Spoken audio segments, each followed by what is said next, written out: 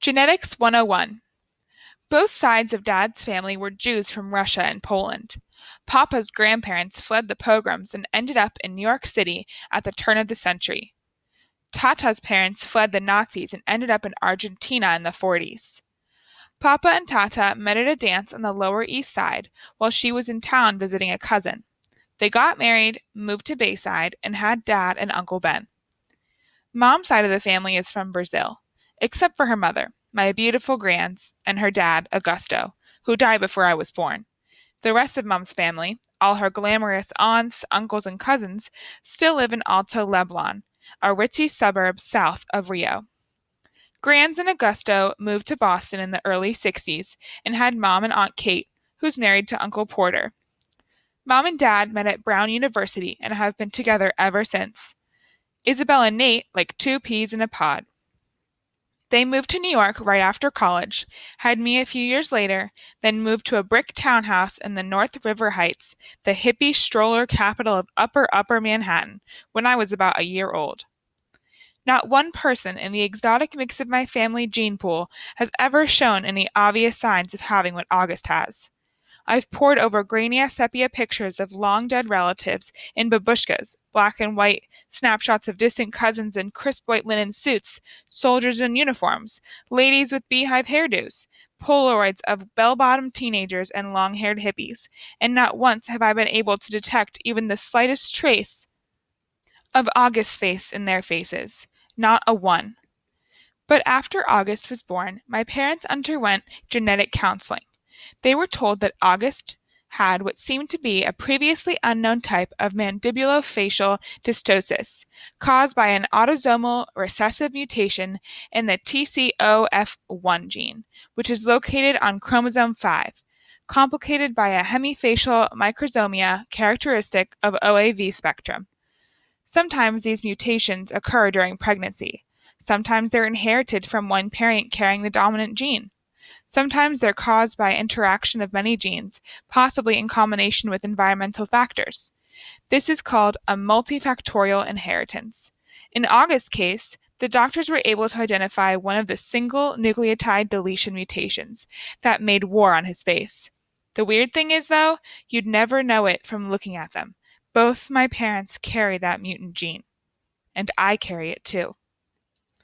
If I have children, there's a 1 in 2 chance that I will pass on the defective gene to them.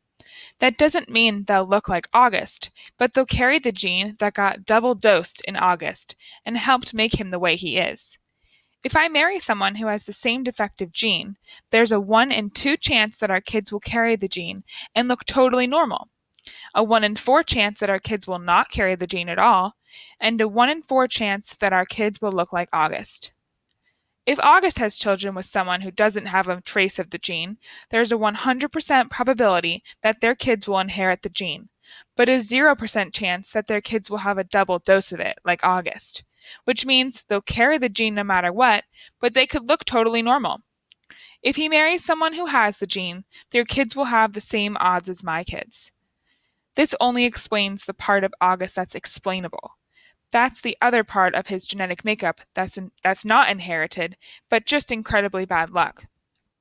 Countless doctors have drawn little tic-tac-toe grids for my parents over the years to try to explain the genetic lottery to them. Geneticists use these Punnett squares to determine inheritance, recessive and dominant genes, probabilities, and chance. But for all they know, there's more they don't know. They can try to forecast the odds, but they can't guarantee them.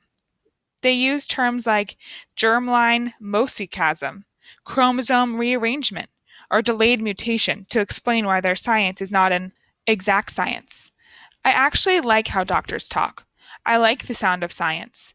I like how words you don't understand explain things you can't understand. There are countless people under words like germline mosaicism, chromosome rearrangement, or delayed mutation. Countless babies who'll never be born, like mine. Miranda and Ella blasted off. They attached themselves to a new crowd, destined for high school glory. After a week of painful lunches, where all they would do was talk about people that didn't interest me, I decided to make a clean break for it. They asked no questions. I told no lies. We just went our separate ways. I didn't even mind after a while. I stopped going to lunch for about a week, though, to make the transition easier, to avoid the fake, "Oh shoot, there's no room for you at the table, Olivia." It was way easier just to go to the library and read. I finished War and Peace in October. It was amazing. People think it's such a hard read, but it's really just a soap opera with lots of characters. People falling in love, fighting for love, dying for love. I want to be in love like that someday. I want my husband to love me the way Prince Andrei loved Natasha. I ended up hanging out with a girl named Eleanor, who I'd known from my days at PS22. Though we'd gone to different middle schools, Eleanor had always been a really smart girl. A little bit of a crybaby back then, but nice. I'd never realized how funny she was. Not laugh out loud, daddy funny, but full of great quips. And she never knew how lighthearted I could be. Eleanor, I guess, had always been under the impression that I was very serious. And, as it turns out, she'd never liked Miranda and Ella. She thought that they were stuck up. I gained entry through Eleanor to the smart kids table at lunch. It was a larger group than I'd been accustomed to hanging out with, and a lot more diverse crowd. It included Eleanor's boyfriend, Kevin, who would definitely become class president someday. A few techie guys, girls like Eleanor who were members of the yearbook committee and the debate club, and a quiet guy named Justin who had small round glasses and played the violin, and who I had an instant crush on. When I'd see Miranda and Ella, who were now hanging out with the super popular set, we'd say, "Hey, what's up?" and move on. Occasionally Miranda would ask me how August was doing, and then say, "Tell him I say hello." This I never did. Not to spite Miranda, but because August's in his own world these days. There were times at home we never crossed paths. Grans had died the night before Halloween. Since then, even though it's been 4 years, this has always been a sad time of year for me. For Mom, too. Though she doesn't always say it. Instead, she immerses herself in getting August's costume ready, since we all know Halloween is his favorite time of year. This year was no different. August really wanted to be a Star Wars character called Boba Fett, so Mom looked for a Boba Fett costume in August's size, which strangely enough was out of stock everywhere. She went to every online store, found a few on eBay that were going for an outrageous amount, and finally ended up buying a Jango Fett costume that she converted into Boba Fett costume by painting it green. I would say, in all, she must have spent 2 weeks working on the stupid costume. And no, I won't mention the fact that Mom has never made any of my costumes, because it really has no bearing on anything at all. The morning of Halloween, I woke up thinking about Grans, which made me really sad and weepy. Dad kept telling me to hurry up and get dressed, which just stressed me out even more. And suddenly, I started crying. I just wanted to stay home. So Dad took August to school that morning, and Mom said I could stay home, and the two of us cried together for a while. One thing I knew for sure, however much I missed Grans, Mom must have missed her more. All those times when August was clinging to life after surgery, all those rushed trips to the ER, Grans had always been there for Mom. It felt good to cry with Mom, for both of us.